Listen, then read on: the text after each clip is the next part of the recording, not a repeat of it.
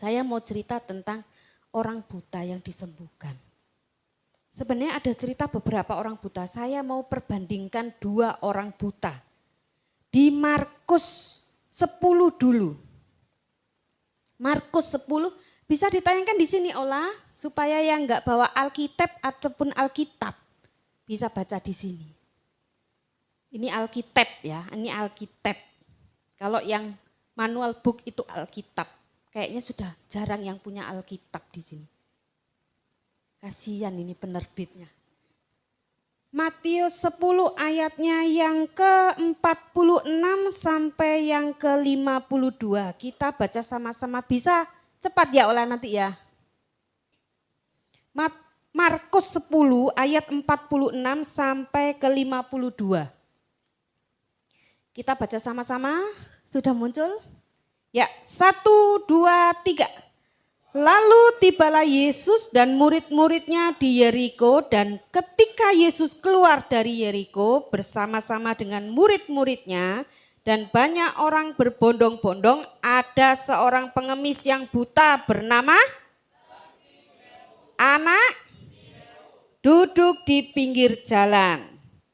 Ketika didengarnya bahwa itu adalah Yesus orang Nazaret, mulailah ia berseru, "Yesus anak Daud, kasihanilah aku."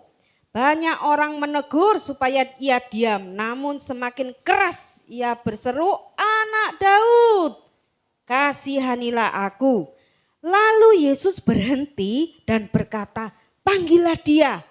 Mereka memanggil orang buta itu dan berkata kepadanya, "Kuatkanlah hatimu, berdirilah, ia memanggil engkau." Lalu ia menanggalkan jubahnya, ia segera berdiri dan pergi mendapatkan Yesus. Tanya Yesus kepadanya, "Apa yang kau kehendaki supaya aku berbuat bagimu?" Jawab orang buta itu, "Rabuni, supaya aku dapat melihat." Lalu kata Yesus kepadanya, "Pergilah, imanmu telah menyelamatkan engkau." Pada saat itu juga melihatlah ia, lalu ia mengikuti Yesus dalam perjalanannya. Amin. Bapak Ibu, di sini ceritanya Yesus itu kan sedang jalan ke Yeriko. Wah, ini kalau guru sekolah minggu kayak gini, sedang jalan ke Yeriko itu, di situ ada orang buta, namanya siapa tadi? Bartimius. Dia siapa? Profesinya apa? Pengemis. Dia pengemis. Dia dengar bahwa Yesus datang. Dia dengar dengan murid-muridnya dia datang. Nah, pengemis ini ternyata tahu bahwa Yesus itu hebat. Betul? Makanya dia teriak-teriak. Apa teriakannya itu? Nah, "Yesus, kasihanilah aku." Bukan kayak orang pengemis di sini. Orang pengemis gini tuh ketuk pintu. Kalau naik mobil itu tempat. Itu enggak pengemis di sini. Tapi kalau ini pengemisnya keren. "Yesus, kasihanilah aku." Dia teriak seperti itu. Apa respon orang-orang di sekitar itu? Hah? Berisik kamu. Siapa yang ngomong seperti itu? Sabaran. Siapa yang melarang pengemis ini teriak-teriak? Orang banyak, orang yang ikut Tuhan Yesus. Ya seperti kita nih loh. Diam kamu. Berisik. Nah, seringkali kita seperti itu. Kalau ada orang-orang di luar minta belas kasihan. "Siapa kamu tuh? Berisik." Nah, ini ada. Orang Kristen yang kayak gini tuh modelnya ada. Pengemis ini dihampiri. Ngomong ke muridnya, "Bawa orang itu ke sini. Bawa orang itu ke sini." Orang-orang itu bilang ke pengemis itu, "Kamu sini, Tuhan Yesus suruh kamu ke sana." Saya dapati di sini dia menanggalkan jubahnya.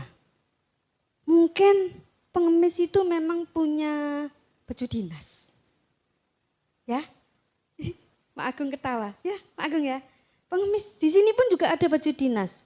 Saya masih ingat yang di sini ada profesi yang seperti itu baju dinasnya itu beda. Tapi ke gereja tuh dia bawa baju gereja, ganti baju. Mungkin seperti itu. Bartimius menanggalkan jubahnya, dia lari ke Tuhan Yesus. Saya bingung lari kayak gimana, kok tahu ada Tuhan Yesus yang buta. Nah, Ini hebatnya. Dia punya kepekaan di mana Tuhan Yesus, suara Tuhan Yesus dia peka sekali. Nah, dia ketika datang, anak Daud kasihanilah aku, kan seruannya seperti itu ya. Tuhan Yesus itu bukan langsung menyembuhkan, sudah tahu kebutuhannya orang buta itu adalah ingin melihat. Kan Tuhan Maha tahu, betul? Tuhan sangat tahu apa yang kita butuhkan. Sebenarnya sudah tahu, tapi Tuhan Yesus masih tanya, apa yang kau kehendaki supaya aku perbuat bagimu? Mungkin kalau bisa aja orang buta ini kan pengemis. Bisa aja pengemis ini bilang, aku ingin kaya Tuhan. Hartaku melimpah-limpah. Bisa loh. Tapi pengemis ini bilang, Bartimeus, rabuni aku. Jadi sembuhkan aku supaya aku bisa melihat. Tuhan cuma bilang, pergilah, imanmu telah menyelamatkan engkau. Pada saat itu juga melihatlah ia. Lalu ia mengikut Yesus dalam perjalanannya.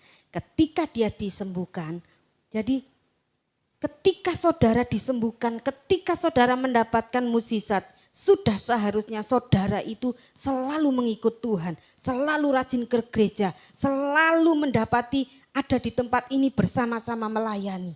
Amin. Seperti Bartimeus ini.